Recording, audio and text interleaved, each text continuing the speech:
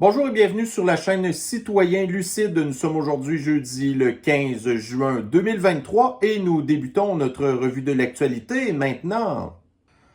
On va s'en aller à Shawinigan, donc le lieu de naissance de Jean Chrétien, le 4 novembre au soir. Donc ici Radio-Canistan qui est tout heureux d'annoncer que fini l'arrosage de pelouse avec l'eau potable à Shawinigan. Écoutez, ça devait probablement être un problème majeur dans la ville de Shawinigan. Je sais pas si j'ai beaucoup d'abonnés ici qui résident en fait à Shawinigan. Vous me direz si l'arrosage des pelouses avec l'eau potable, c'était vraiment un problème de la ville. Moi, personnellement, écoutez, je connais pas beaucoup Shawinigan, mais ce que je sais, c'est que, c'est une ville qui a des problèmes un peu plus sérieux que ça. À savoir, bon, comment ça va l'emploi à Shawinigan? Comment ça va l'économie à Shawinigan? Comment ça a été votre augmentation de compte de taxes à Shawinigan? Comment ça va aussi, admettons, là, les problèmes de logement, de pauvreté, puis des affaires de même. Mais vous pouvez remercier vos élus municipaux qui, au même titre que partout dans la province du Kakistan, les élus municipaux à cette heure-là, c'est pas des gens qui sont là pour se limiter à simplement faire le budget puis ramasser les vidanges ou la neige en hiver. Ben non, c'est tout rendu des espèces de fanatiques de l'extrême gauche qui font partie du culte des éco-terroristes qui sont rien que là pour vous faire chier.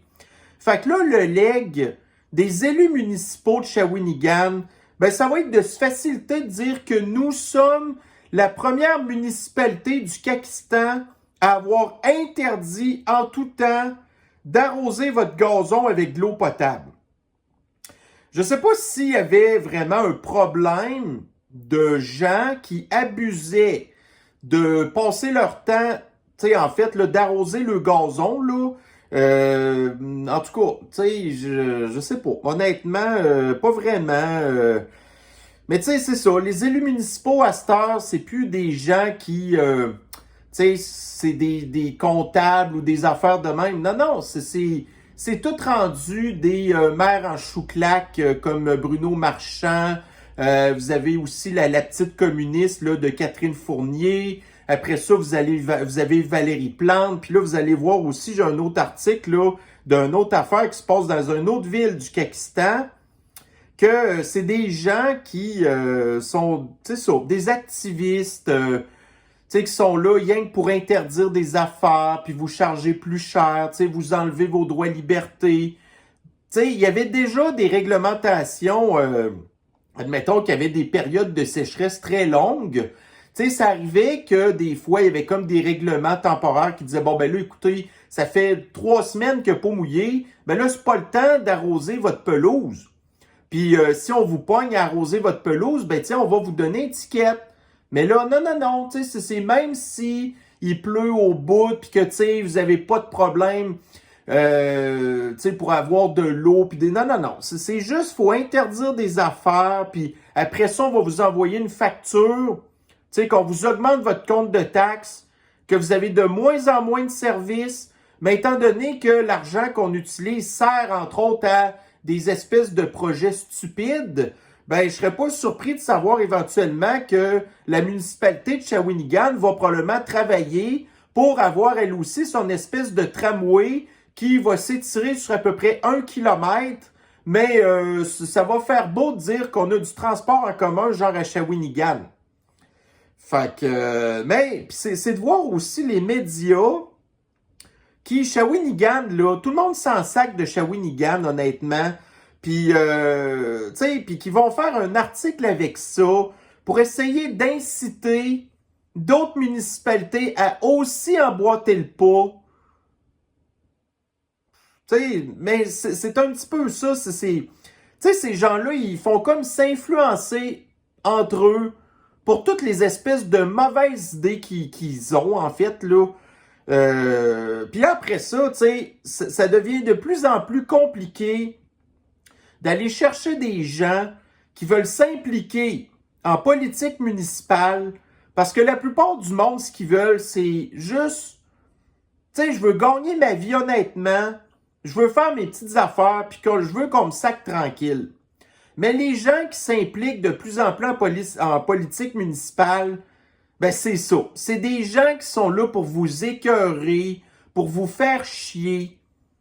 Puis là, après ça, là, ils viennent chialer parce que, mais là, tu sais, on se fait tout le temps insulter, on se fait menacer, tu sais, les citoyens sont violents vers nous, fait que là, on réclame plus de protection de la police, puis des trucs de même. Mais vous avez peut-être pas compris que si vous arrêtiez peut-être d'écœurer le monde, qu'on vous laisserait tranquille, puis que votre travail à vous, là, c'est rien d'avoir un budget correctement, puis de vous organiser pour pas abuser sur l'augmentation du compte de taxes.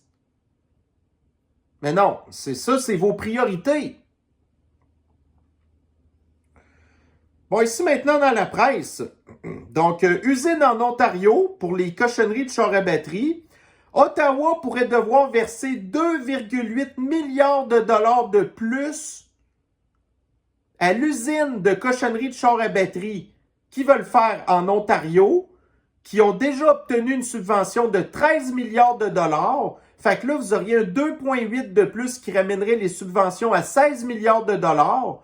Parce que là, il y a comme genre des économistes qui se sont rendus compte que, tu sais, l'argent qui était comme donné par les Américains pour inciter des entreprises à aller s'installer chez eux, c'était comme des crédits d'impôt.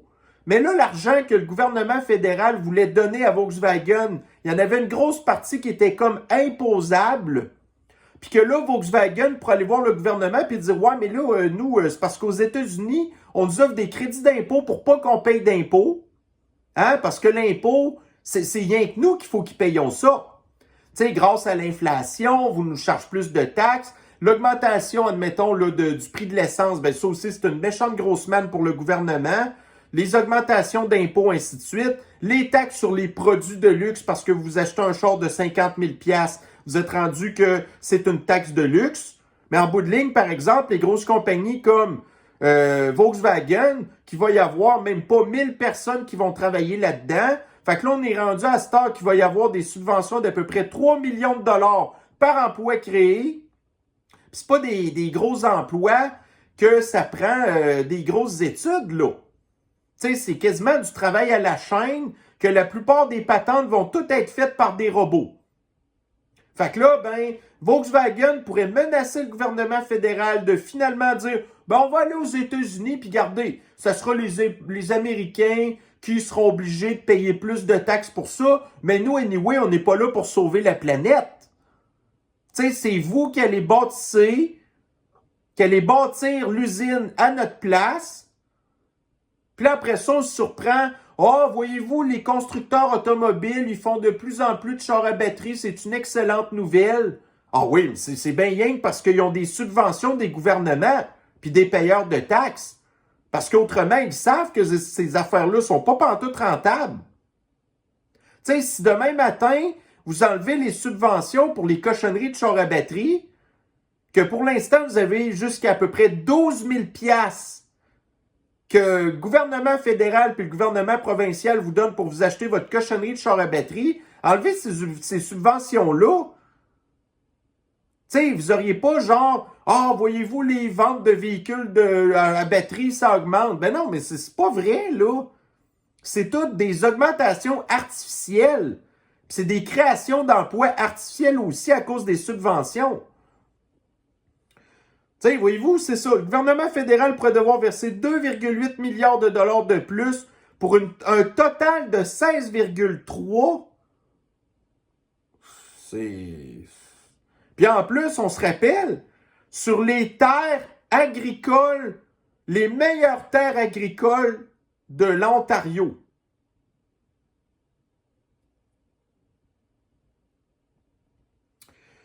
Bon, ici, hier, ça, c'est une fille qui... tu sais, l'algorithme de Twitter est un petit peu bizarrement fait. Il va tout le temps mettre dans votre fil d'actualité des affaires que vous interagissez beaucoup. Et moi, j'interagis beaucoup sur les affaires de l'extrême gauche. Puis là, il me montre tout le temps cette espèce de fille-là, Rachel Gilmore, qui est une ancienne journaliste qui a travaillé pour Global News, OK? Qui s'est fait mettre dehors pour je ne sais pas trop c'est quoi son histoire exactement.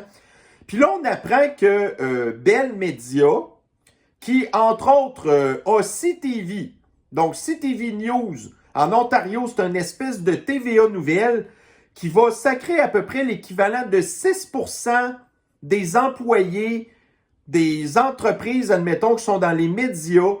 Puis là, vous avez Rachel Gilmore ici qui dit « Oh non, là, il y a plein de personnes dans les médias qui vont perdre leur emploi, puis tout. » Bon.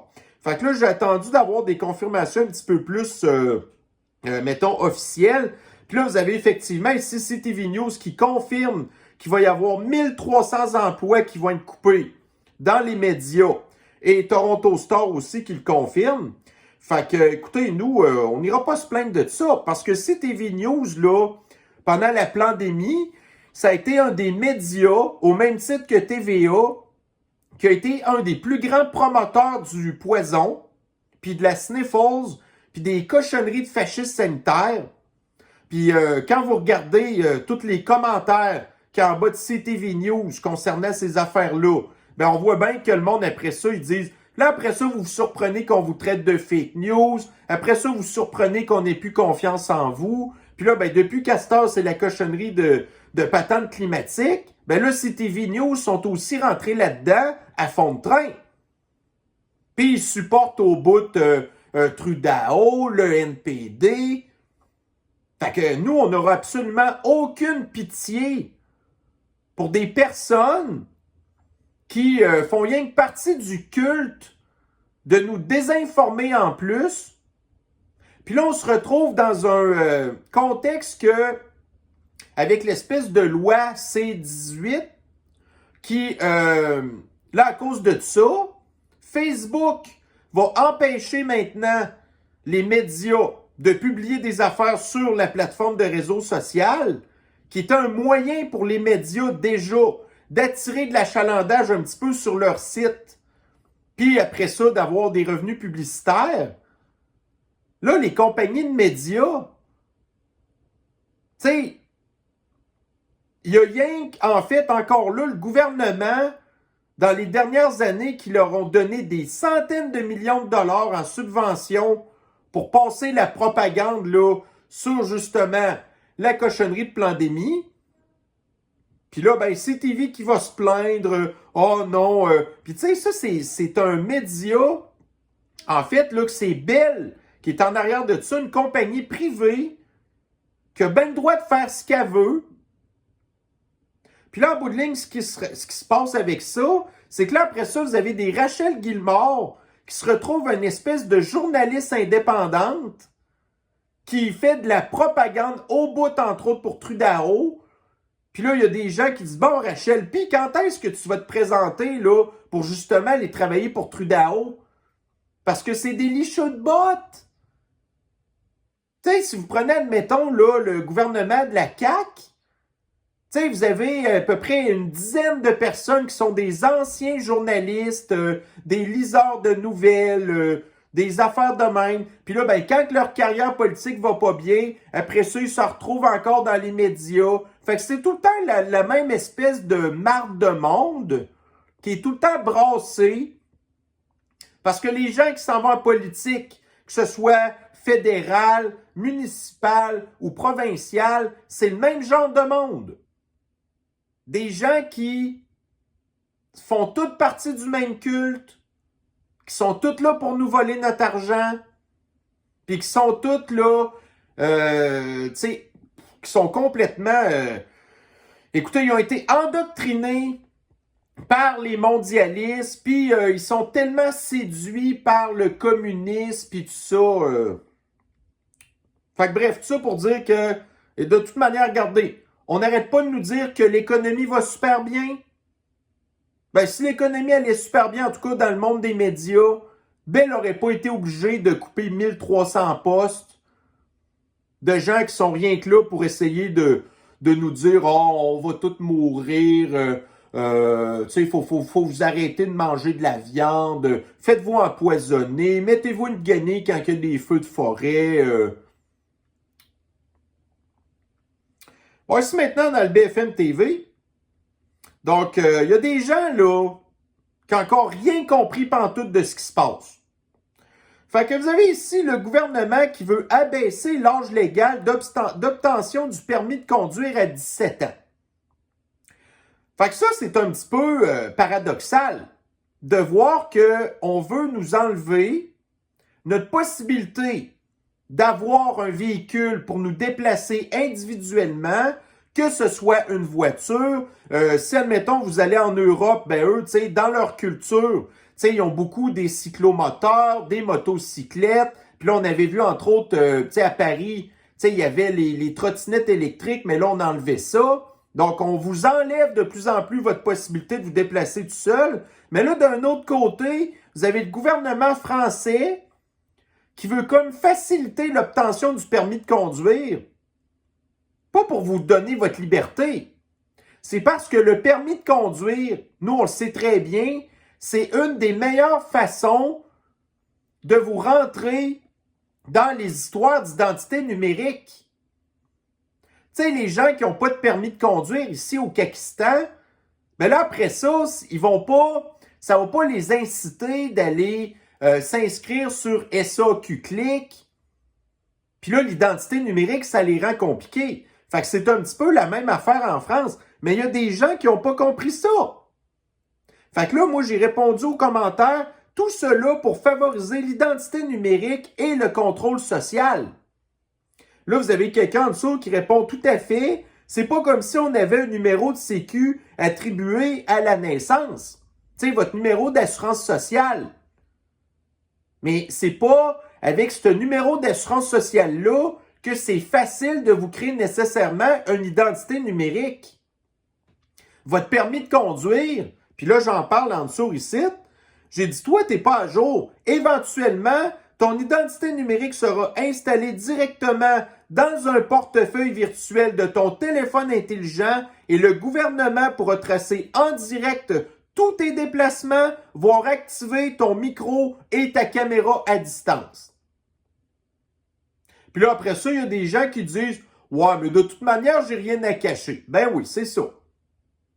Tu sais là, ça c'est la mentalité des losers qui n'ont rien compris de ce qui se passe. Parce que votre portefeuille d'identité numérique, c'est ça qu'il va y avoir dedans. Votre numéro de permis de conduire, votre numéro de RAMQ, éventuellement, ils voulaient mettre aussi nos informations bancaires, tout que ça soit au même endroit.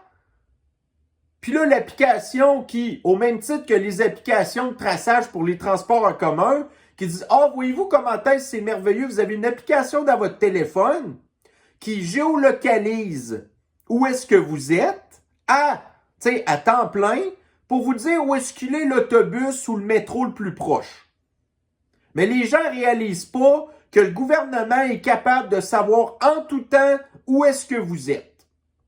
Puis qu'il y a des fonctionnalités qui permettent de pouvoir activer votre caméra puis votre micro à distance.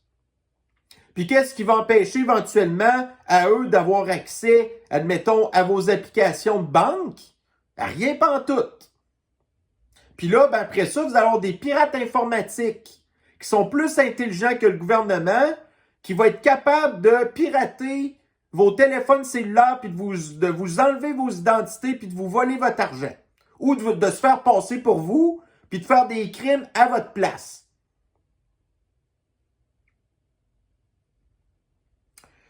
Bon, ici maintenant, dans la presse, fait que je pense que c'est en fin de semaine là qu'il va y avoir la Formule 1 à Montréal.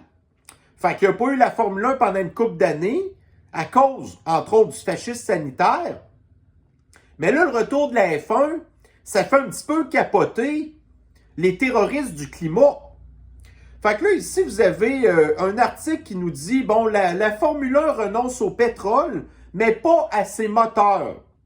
Fait que là, on nous parle, entre autres, que la Formule 1, c'est comme, quelque chose qui sert à avancer beaucoup le monde de l'automobile. Donc, il y a beaucoup de technologies dans la Formule 1 qui se sont éventuellement retrouvées dans vos voitures que, bon. Fait que là, l'affaire, c'est que la Formule 1, eux, ne sont pas intéressés à devenir la formule électrique. Parce que tout le monde s'en sac de la formule électrique. Fait que là, vous avez comme des espèces de scientifiques qui sont en train de travailler pour développer un carburant synthétique qui serait apparemment carboneutre parce que, tu sais, de la façon qu'il est produit puis tout ça, ça l'émettrait comme pas suffisamment de CO2 pour être dangereux pour l'environnement.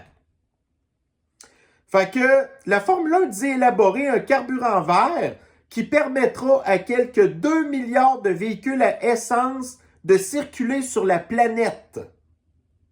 Mais ça ne fait pas le bonheur des mondialistes. Alors ici, vous avez d'autres disciplines du sport automobile s'alimentent aussi depuis quelque temps d'un carburant plus vert, généralement composé d'éthanol et de biomasse non alimentaire. Selon Shell, pétrolière attitrée de l'IndyCar, l'un des défis à relever vise à rendre ce carburant 100% renouvelable, compatible avec la structure actuelle des moteurs à combustion interne. Même son plus du côté de Total, fournisseur officiel du championnat du monde d'endurance. Donc, la pétrolière française met à disposition des compétiteurs un carburant 100% renouvelable qui entraîne une réduction de 65% des émissions de CO2. Fait que ça, là, c'est ça la science. C'est là pour améliorer les affaires. Donc, on a un problème, on veut régler le problème. La science travaille à faire ça. Mais les communistes sont pas là pour faire avancer les affaires. Eux, ce qu'ils veulent, c'est la décroissance, l'économie circulaire et la dépopulation.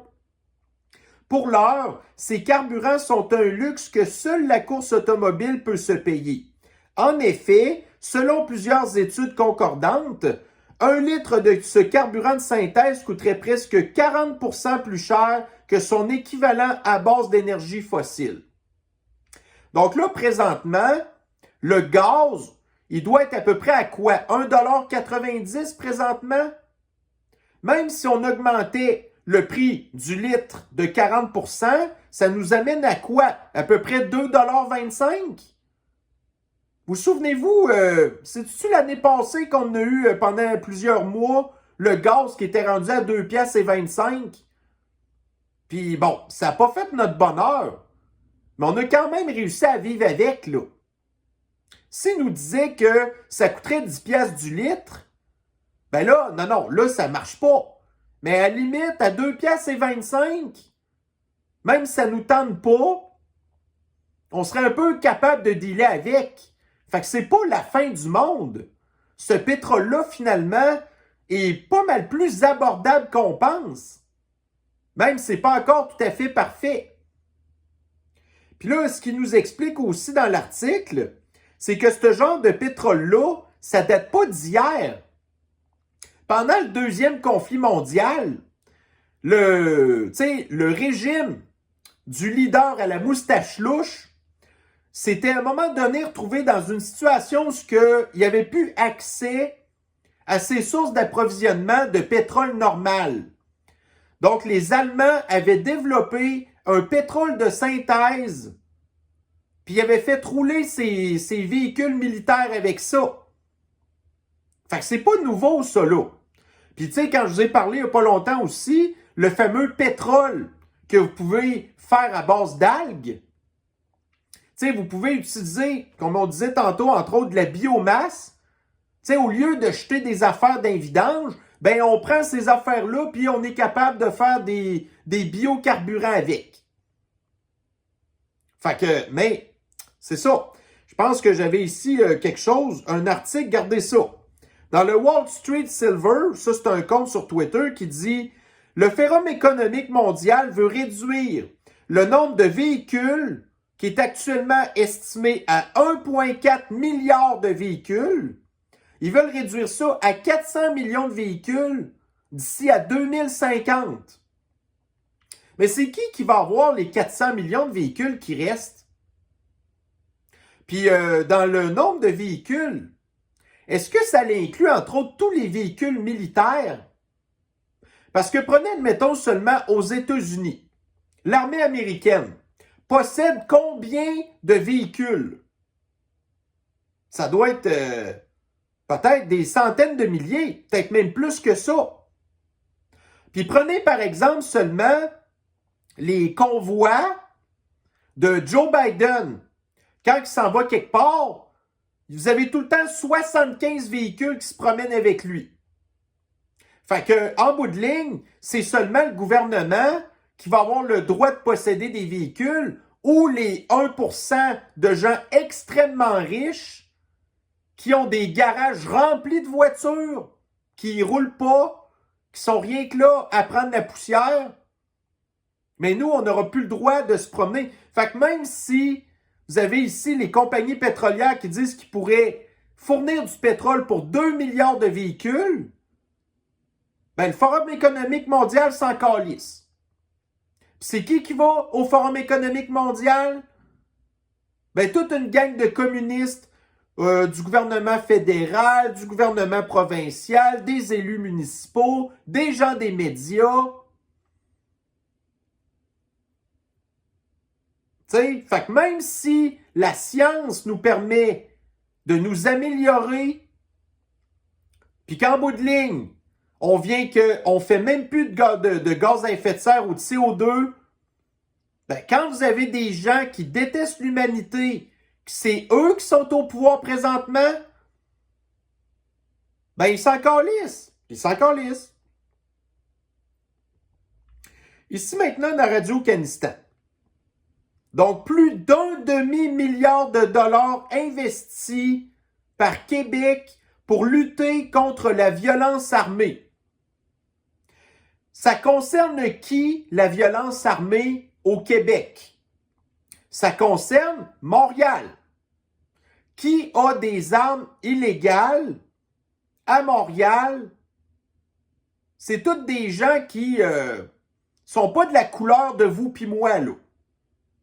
Puis des armes qui viennent toutes des réserves autochtones, puis il n'y a rien de légal là-dedans.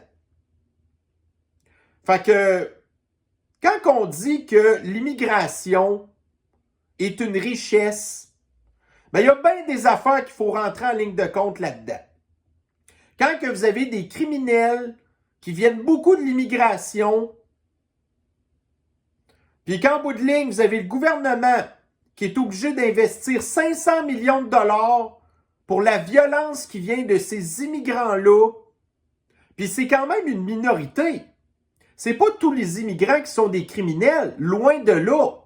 C'est une minorité des immigrants qui sont des criminels, mais cette minorité-là nous coûte la peau des fesses. Puis elle va jamais participer de façon positive à notre société. Puis là, il nous parle là-dedans, vous avez des centaines d'agents de police qui travaillent à temps plein pour s'occuper de la violence d'une minorité d'immigrants, de criminels. Puis, n'importe quoi. Ici, maintenant, nous avons dans le 98.5. Donc, regardez là. On a parlé régulièrement de l'Ozempic.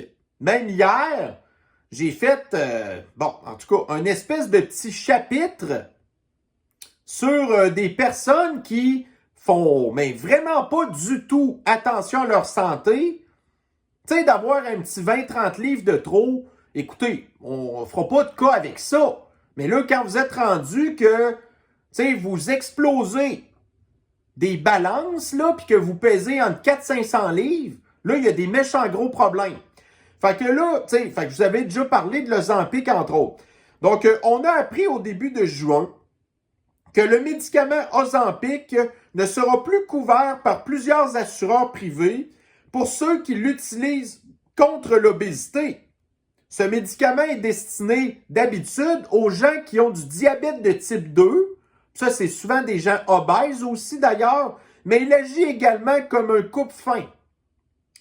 Fait que là, plus tard dans l'article, vous avez ici 2 médecins qui ont vanté les mérites de l'Ozempic et qui plaident pour que la RAMQ, le régime d'assurance médicaments, qui Tu sais, pour ceux qui payent ça, savent que ça coûte très cher dans votre déclaration d'impôt à tous les années, puis bien souvent, vous ne l'utilisez même pas, mais ceux qui l'utilisent, ben c'est tout le temps ceux qui ne font pas attention à leur santé.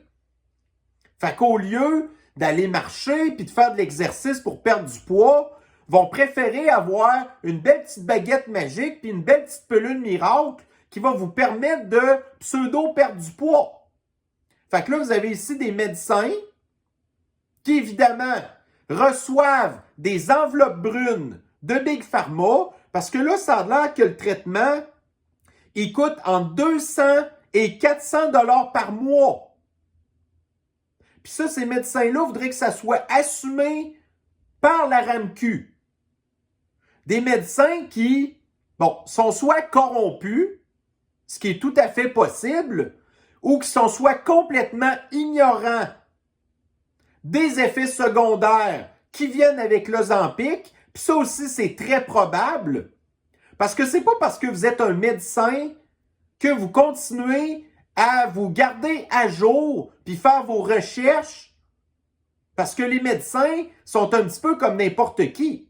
Quand ils vont à l'hôpital, ils s'occupent de soigner des gens, puis après ça, quand ils s'en retournent chez eux à la fin de la journée, ils passent pas leur temps à lire des affaires en rapport avec les nouveaux traitements qui existent. Ils sont pas au courant plus que vous puis moi.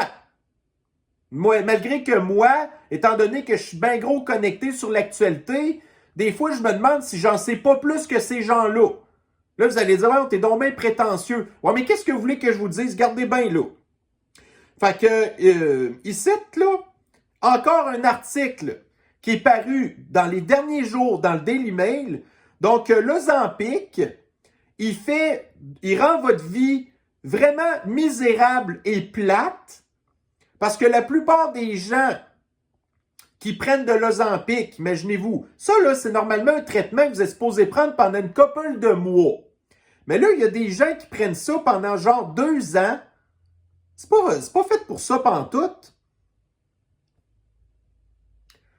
Fait que, tu sais, voyez-vous, là, il dit que le médicament vous enlève le plaisir de manger parce que c'est un coupe-faim. Puis là, vous souvenez-vous, l'Ozempic, ça peut vous aider à régler vos problèmes de consommation de tabac.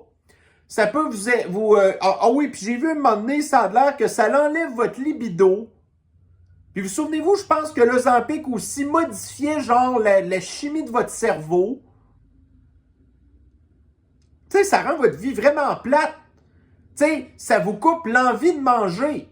Mais l'affaire, c'est que ça vous coupe l'envie de tout. Fait que c'est pour ça que ça rend votre vie plate. Puis là, après ça, quand votre vie est rendue plate, qu'est-ce qui se passe? Là, vous commencez à être déprimé. Puis quand vous êtes déprimé, là, on va vous donner des antidépresseurs. Mais là, votre médecin, lui, il va pas s'interroger pourquoi vous êtes déprimé puis que c'est à cause de l'Ozempic qui lui donne sa cote-part chaque fois que sur sa prescription, il signe. Fait que là, il va vous donner aussi, tu sais, c'est comme le poison qui vous donne des problèmes cardiaques.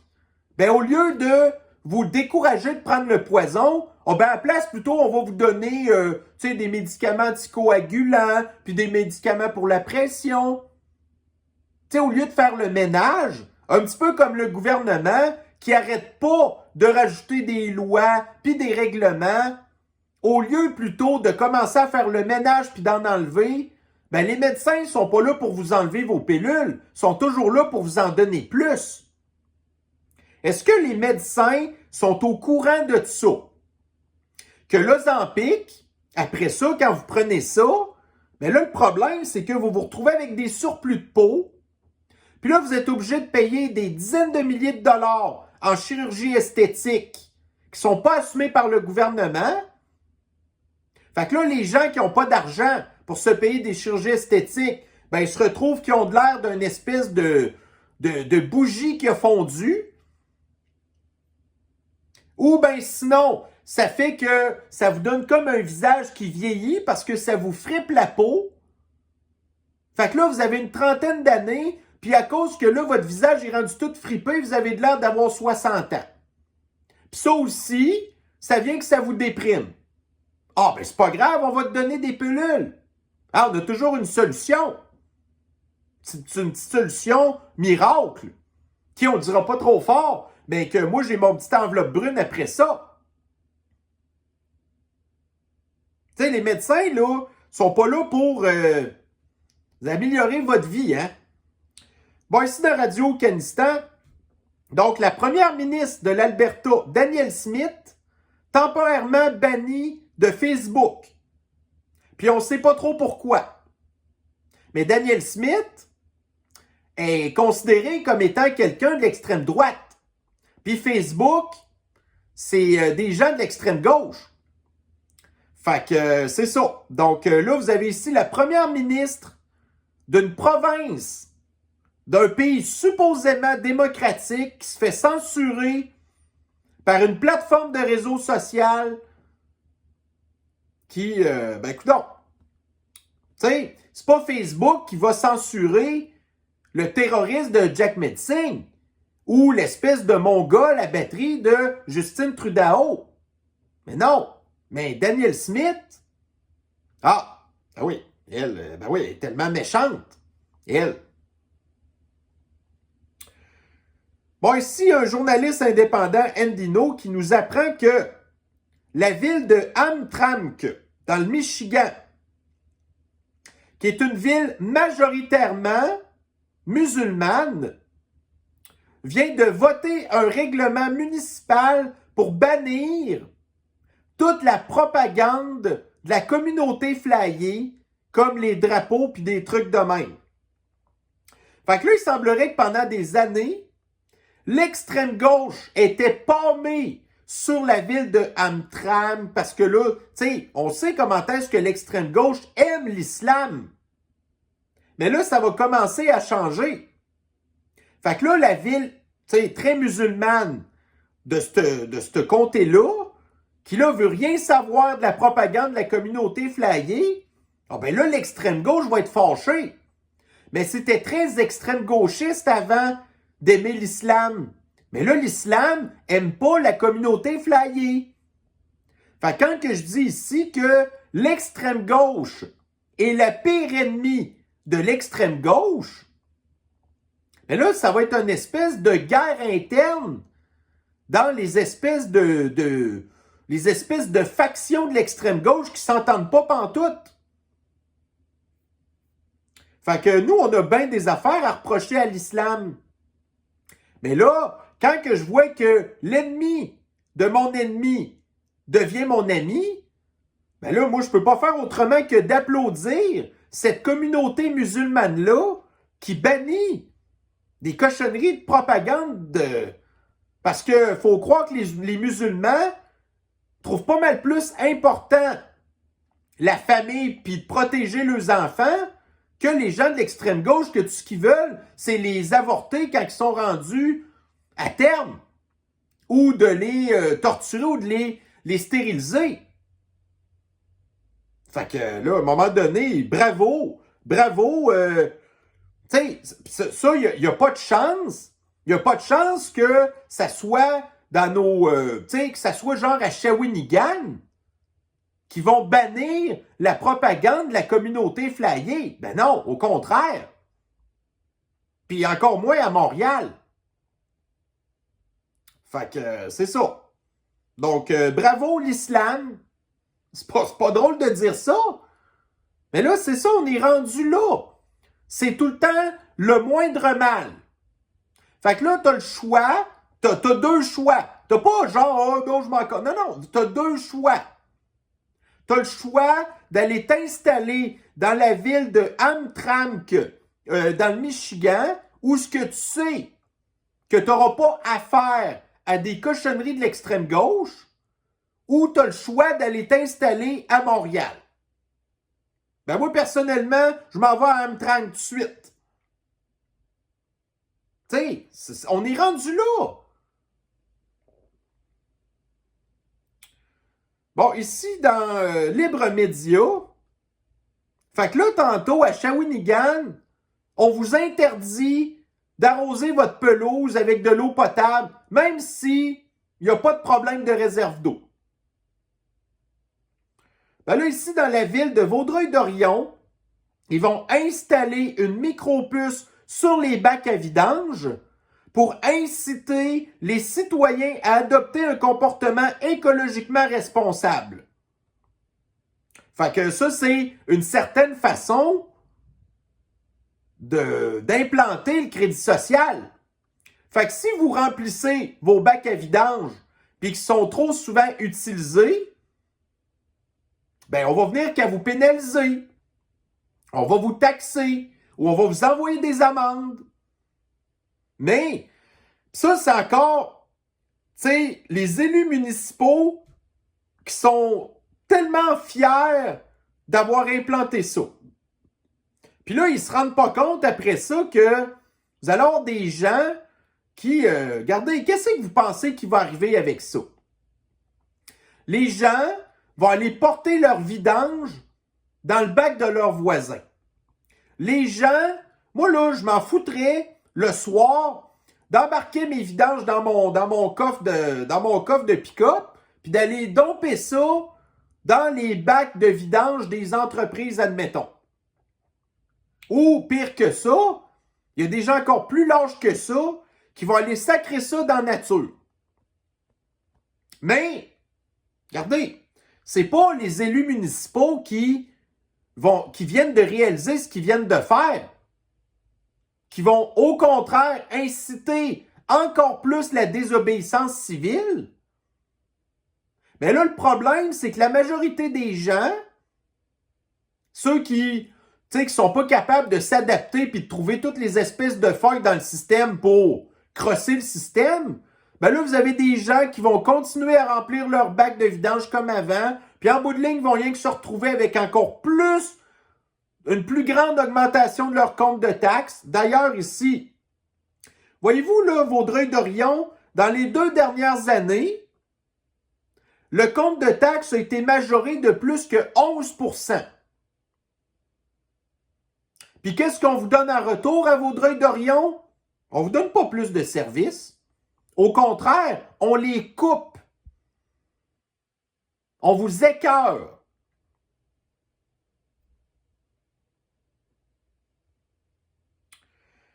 Bon, ici, hier, j'ai parlé là, du fils à George Soros qui va prendre sa place puis qu'il a dit qu'elle allait être 100 fois plus dangereux que son père.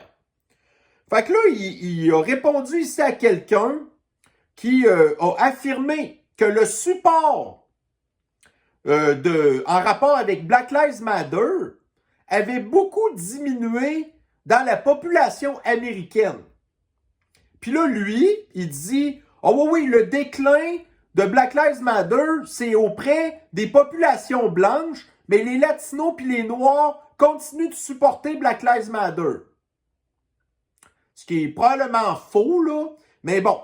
Fait que ça, lui, c'est le genre d'idéologue qu'il est, qui supporte Black Lives Matter. Qu'est-ce que ça l'a donné, Black Lives Matter? Ça l'a donné encore une plus grande augmentation du racisme envers la communauté afro-américaine. Parce qu'avant Black Lives Matter, les affaires, c'était tel que tel. Tu sais, je veux dire, tout le monde faisait un petit peu ses petites affaires, puis c'était pas plus compliqué que ça. Mais là, depuis que Black Lives Matter, moi, il n'y a rien qui m'a écœuré plus que ça. Parce qu'après ça, ça l'a fait quoi? Une augmentation de la violence, la banalisation de la violence, puis à cette heure, la communauté afro-américaine, si vous voyez toutes les vidéos de violence que je vois passer sur Twitter qui impliquent la communauté afro-américaine, ben la dernière affaire que ça vous tenterait de faire présentement, c'est de vous retrouver près d'un afro-américain. C'est pas correct de penser de même, mais c'est une peur qui est quand même assez légitime. Parce que quand un afro-américain aux États-Unis se fait arrêter parce qu'il a fait un crime, ben il se fait relâcher tout de suite. Puis dans le pire des cas, ce qui se passe, ben c'est comme à New York. Le gars que ça faisait 42 fois qu'il se faisait arrêter par la police, dont des voies de fait, des affaires graves. Là, à un moment donné, il y en a un dans le métro qui a voulu le contrôler, Puis là, le gars, finalement, il est mort. Puis là, le gars en question, qui a rien que sauvé probablement des gens innocents de se faire agresser par le gars qui était rendu fou, ben là, ce gars-là, il est rendu accusé de meurtre au second degré, puis il va peut-être finir sa vie en prison. Fait que vous n'avez même pas le droit de vous défendre contre des espèces de sauvages, des évadés du zoo qui vous attaquent, qui vous agressent. Puis voyez-vous là ce que j'ai répondu dans la publication d'Alex Soros, l'espèce de psychopathe.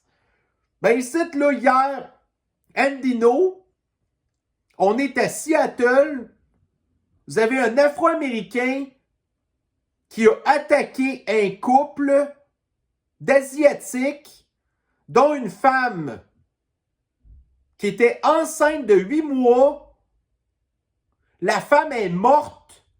Le kid est mort. Puis le gars, l'Afro-Américain, ben, il avait une liste longue comme le bras de crimes. Mais à Seattle, vous avez des procureurs qui ont été financés par Open Society, l'entreprise de George Soros, désormais contrôlée par Alex Soros, qui accuse pas ces gens-là parce que, regardez, ils sont jamais punis. Puis là, en bout de ligne, on se retrouve avec ça. Puis Alex Soros, lui, quand il voit des nouvelles de même, il est mort de rire. Mais nous, on voudrait pas qu'il soit mort de rire. On voudrait qu'il soit mort tout court. Parce que c'est le genre d'affaires qu'il a fait. En incitant des mouvements comme Black Lives Matter, ça l'a aggravé les histoires racistes, mais c'est ça qu'ils veulent, ces gens-là. Puis savez-vous c'est quoi qui est encore pire avec la communauté afro-américaine?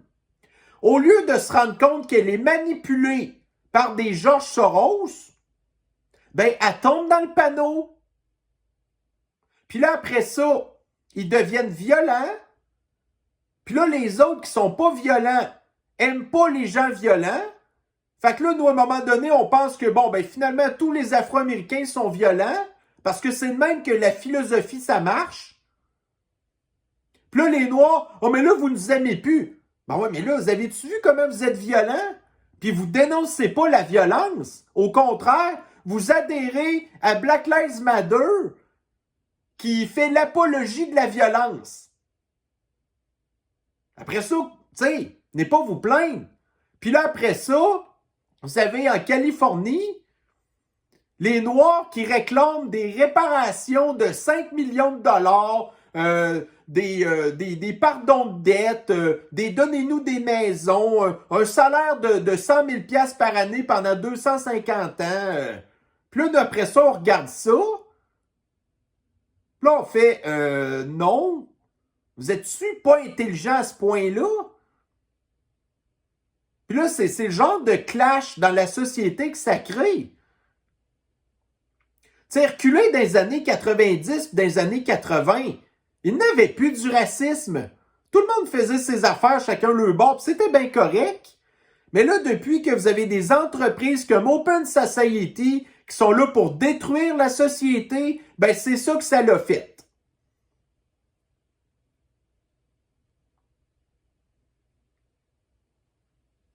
Bon, ici dans l'Insider Paper. Fait que vous avez ici Bill Gates. Tu sais qu'on l'aime tellement, Bill Gates, hein? Maudit qu'on l'aime, Bill Gates.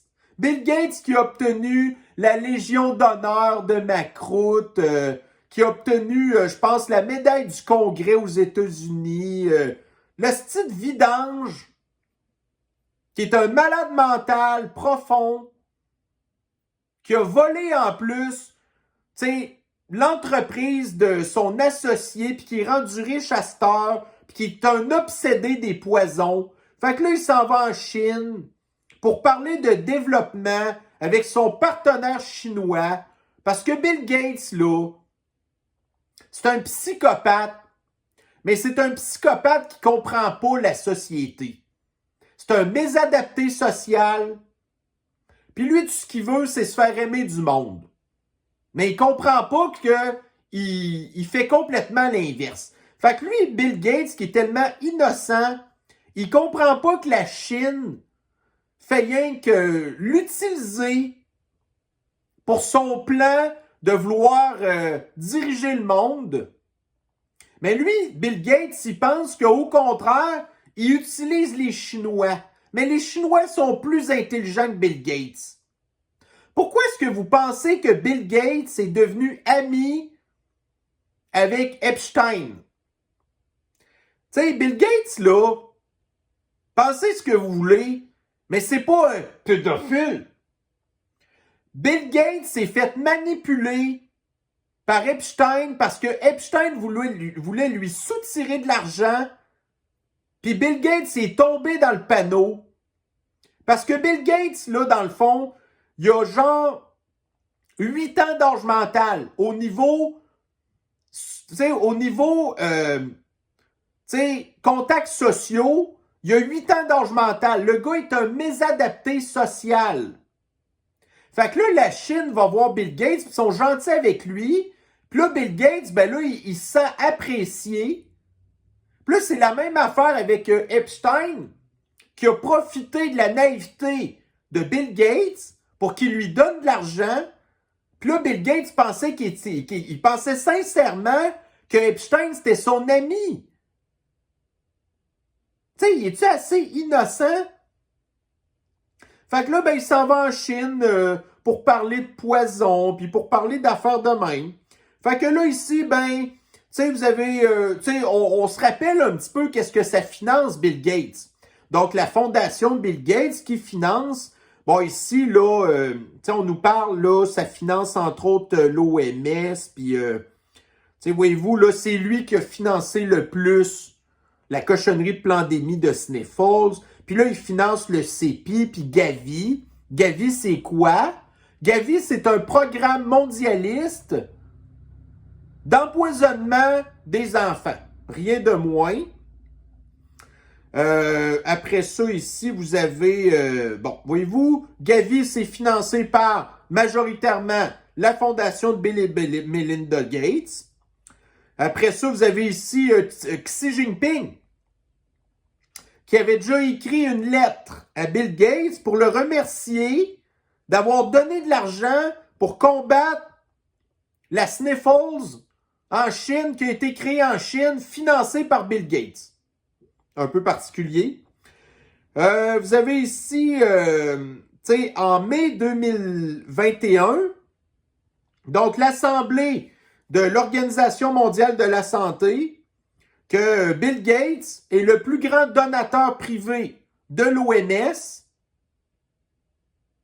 qui est bien gros ami l'OMS avec la Chine, qui a récemment accueilli à bras ouverts la Corée du Nord, mais juste pour pas, tu sais, se mettre à dos la Chine, refuse d'accepter Taïwan dans l'OMS parce que Taïwan, la Chine dit que ça leur appartient.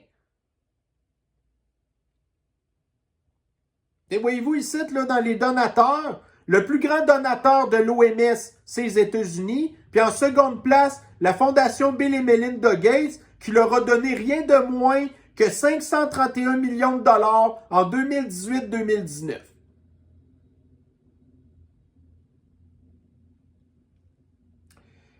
Bon, ici, encore une gaffe de Joe Biden qui, bon, se trompe tout le temps. Donc là, il dit que les États-Unis ont un plan de créer un réseau ferroviaire qui partirait du Pacifique pour s'en aller jusqu'à l'océan Indien.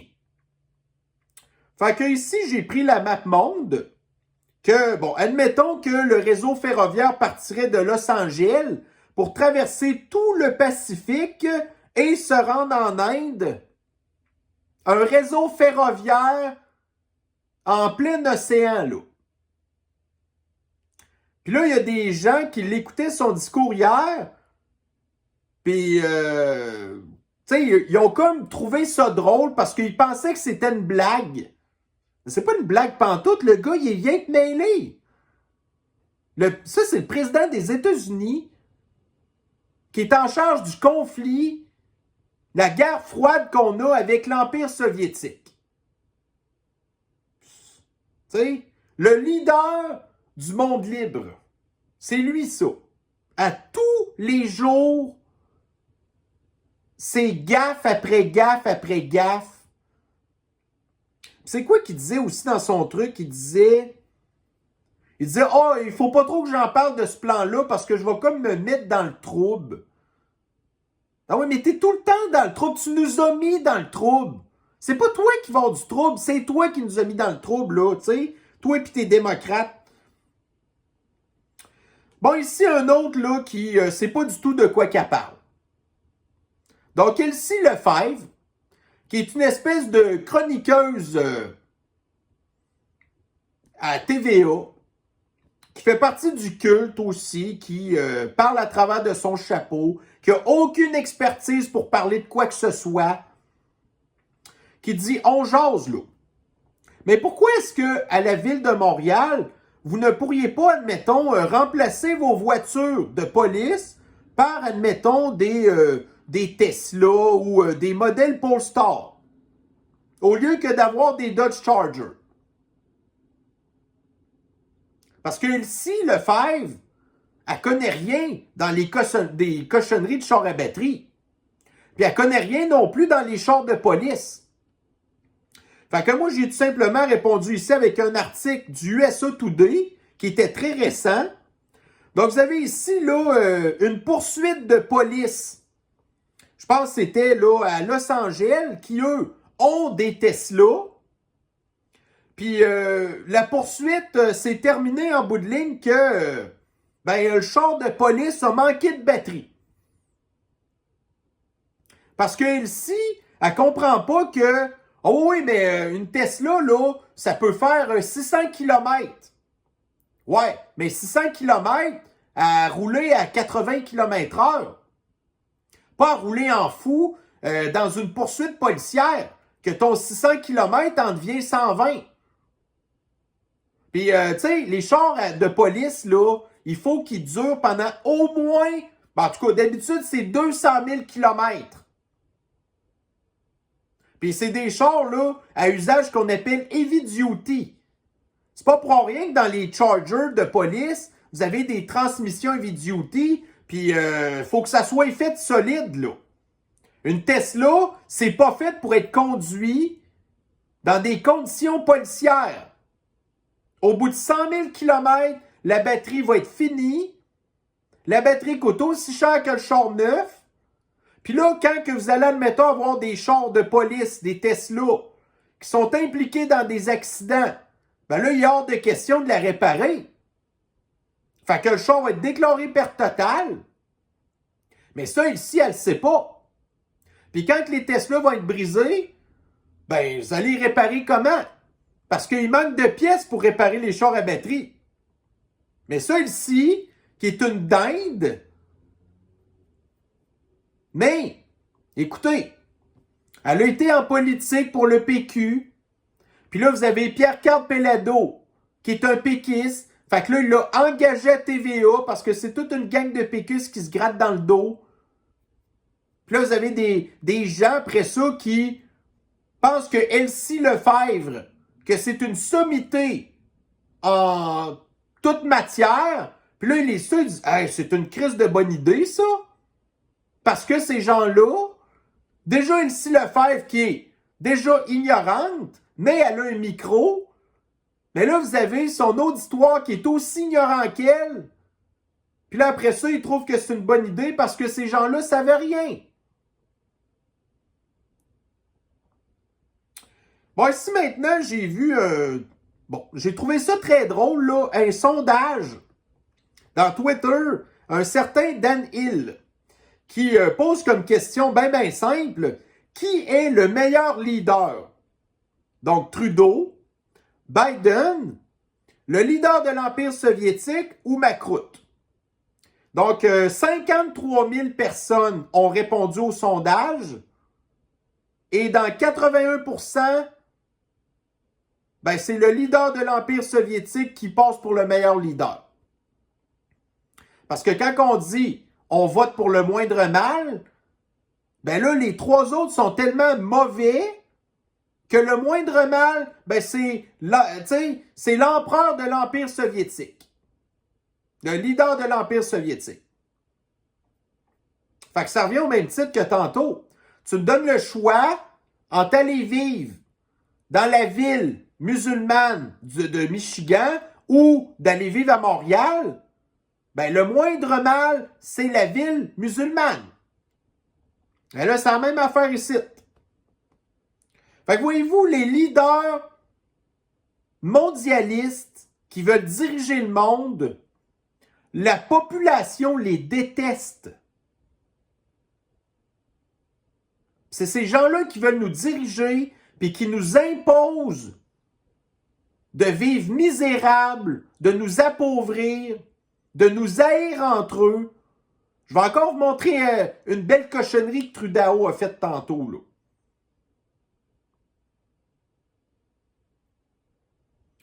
Bon, ici, vous avez encore hier, dans le même discours que Biden a dit là, qu'il voulait faire un réseau ferroviaire qui partirait de l'océan Pacifique pour se rendre jusqu'en Inde. Ben là, Biden, hier, il dit que il n'y a pas pire menace pour les enfants, nos petits-enfants puis nos petits-petits-enfants, parce que lui, Biden, là, il fait rien que parler des enfants. Parce que Bill Gates, lui, qui n'est pas un pédophile, ben Joe Pédo, lui, c'en est vraiment un. Parce qu'il est obsédé par les enfants. Fait que là, lui, il dit que la menace pour les enfants, en fait, c'est les changements climatiques. Puis que c'est ça, la véritable menace existentielle. Puis là, il y a quelqu'un en dessous qui a répondu avec une image qui vaut 1000 mots. Vous avez ici Biden qui est à côté, ou une petite fille que je sais pas trop ce qu'elle fait. En plus qu'elle a sa guenille. Puis la petite fille qui le regarde puis qu'on le voit là. Elle est complètement terrorisée par l'espèce de vieux calice qui est en train de la sniffer. C'est ça la vraie menace pour les enfants. C'est Joe Biden puis les démocrates. Hey, non, mais imaginez-vous, là, moi, si j'étais le père, ben, premièrement, jamais que je mettrais en contact mes enfants à côté de ce vieux Chris-là. Mais si c'était le cas, écoutez, je suis pas sûr que ça finirait bien, là. Ni, en tout cas. Mais non, jamais. Regardez, quand je vois ça, là, je deviens vraiment malin, là. Pauvre petite fille, regardez-la! Elle est terrorisée, la petite fille. Elle est traumatisée de ça, là. Regardez-la! Incroyable. Puis en plus, le vieux Chris, lui, il porte pas de guenille. C'est lui qui est à risque de mourir de la sniffles, mais c'est la petite fille qui est obligée de se masquer. Puis vous avez l'autre... En tout cas, regardez, on va changer de sujet, là. Bon, ici, dans le soleil... La population du Canada dépassera 40 millions de personnes vendredi.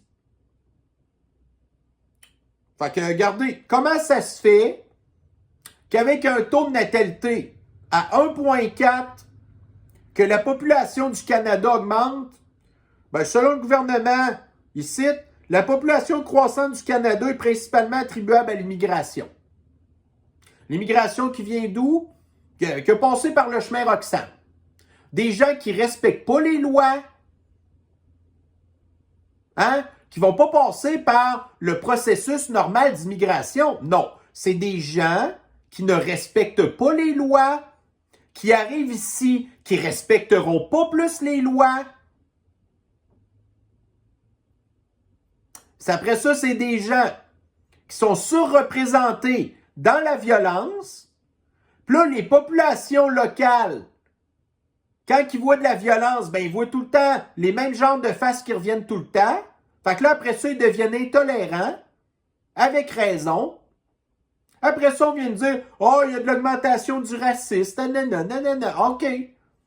à cause de Trudeau, qui après ça vient nous dire « Ah, il faut qu'on diminue nos émissions de gaz à effet de serre de 40% par rapport au niveau de quand est-ce qu'il y avait 35 millions de Canadiens. » Fait que là, on va se retrouver 40 millions, mais il va falloir qu'on consomme 40% de moins que lorsqu'on était 35 millions.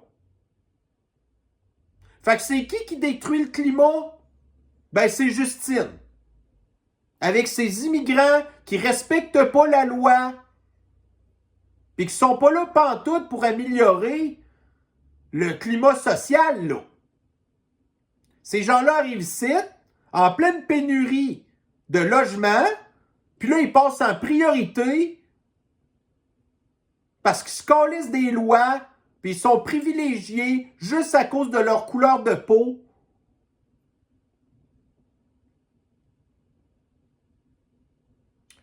Bon, ici, dans l'Automobile Magazine. Donc là, on nous parle que l'ADA, ça se passe super bien en Russie. Les ventes de véhicules sont en forte augmentation en Russie. Alors que nous, ici, c'est le contraire. Savez-vous ce qui est le fun aussi de l'ADA? Moi, là, en vieillissant, là, on vient qu'on change bien des façons de penser. Moi, je me rappelle, j'ai connu ça, moi, les Lada dans les années 80, jusqu'au début des années 90, puis la propagande nous faisait rire de ça. Mais là, à l'âge que je suis rendu à cette heure dans la quarantaine, ben moi, j'ai appris à aimer les affaires bien simples. Puis je peux vous dire que si l'ADA, qu'on pouvait en avoir ici, là, ben je serais le premier à en acheter un.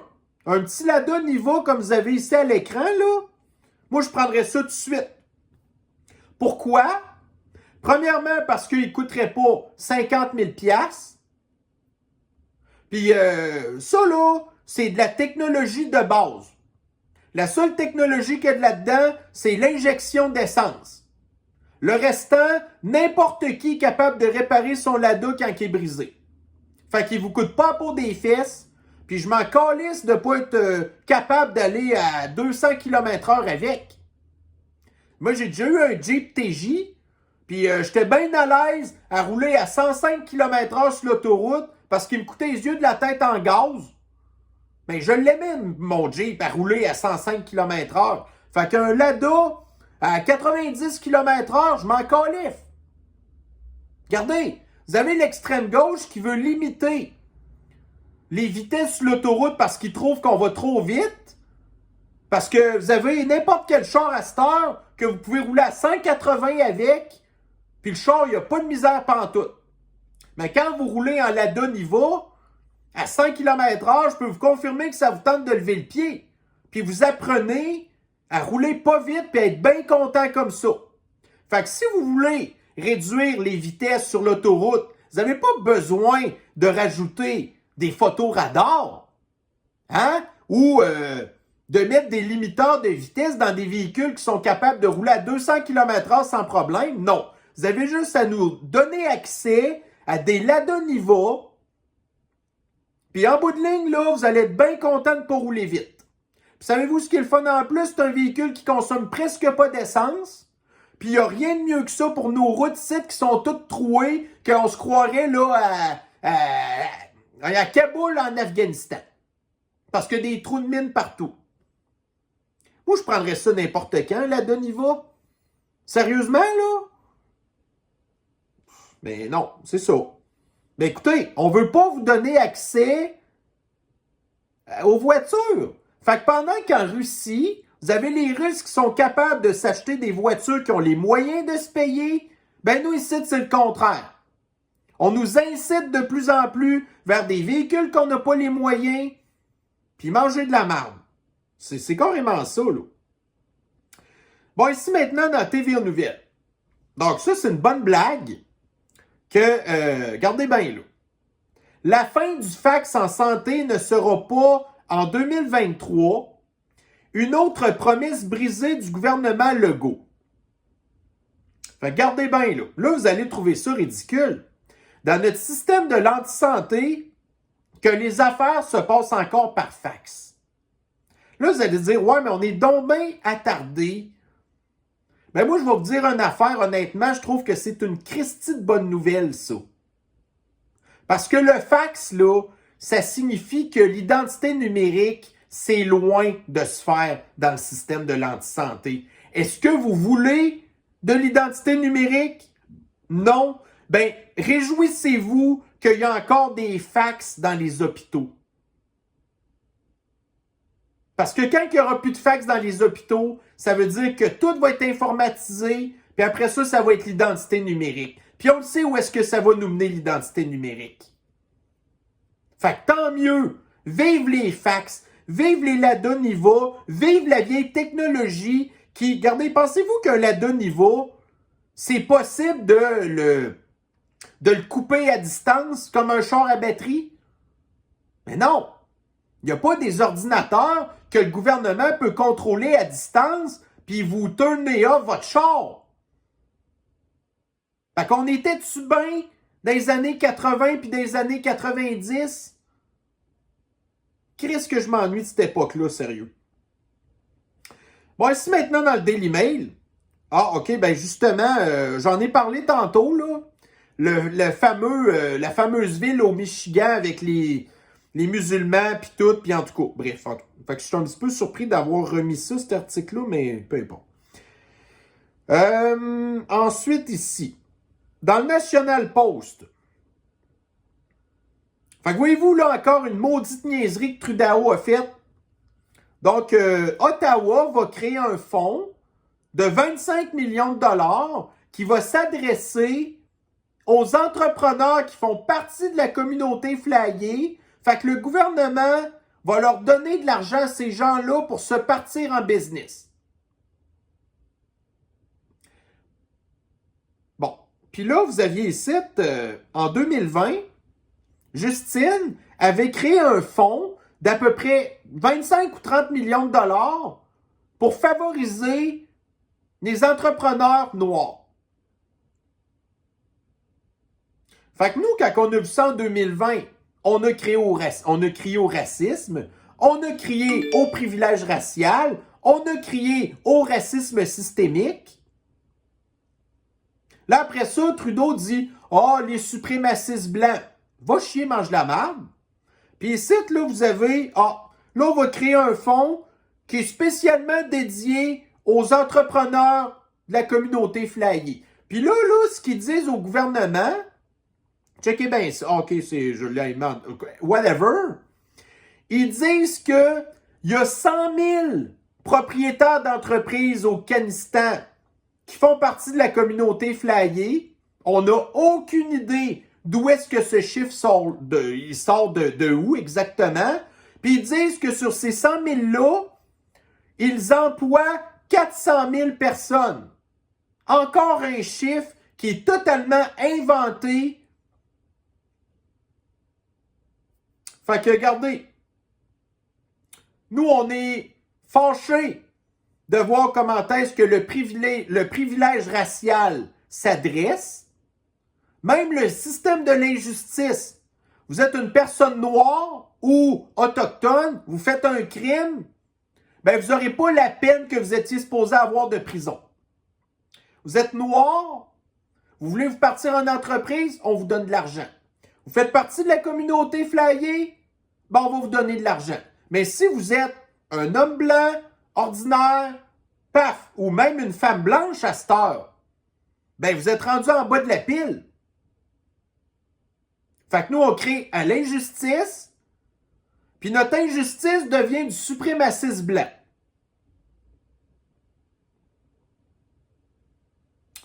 Ici, dans The Blaze, donc, je pense que j'en avais déjà un petit peu parlé.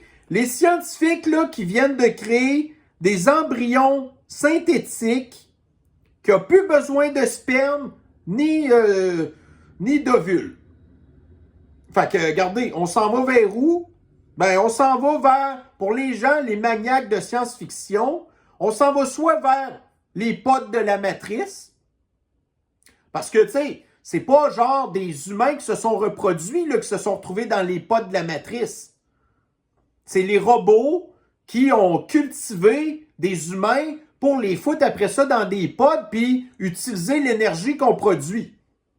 Ou sinon, pour les gens qui sont des fans de Star Trek, ben vous vous rappelez des Borg qui sont capables dans des incubateurs de créer eux-mêmes des bébés qui deviennent après ça des Borg. Puis là, il y a quelqu'un d'autre qui avait fait remarquer aussi, dans Blade Runner, les réplicants, ben c'est la même affaire. Toutes les affaires sont cultivées en laboratoire, puis après ça, ça donne les réplicants. Écoutez, c'est même plus de la science-fiction à cette heure. Tu sais, quand on dit qu'on vit dans un espèce de matrice, c'est... Alors, ben, ceci fait le tour de la revue de l'actualité que je voulais faire avec vous aujourd'hui. Donc, voyez-vous, là, l'espace d'une journée, le paquet de nouvelles que j'ai accumulé, puis là, je continue à avoir encore bien plus de stock que ça. Mais ça, c'est les articles que j'avais sélectionnés pour vous. Alors, sur ce, ben, je vais vous souhaiter une bonne fin de journée. Prenez soin de vous et on se revoit très bientôt. Bye bye.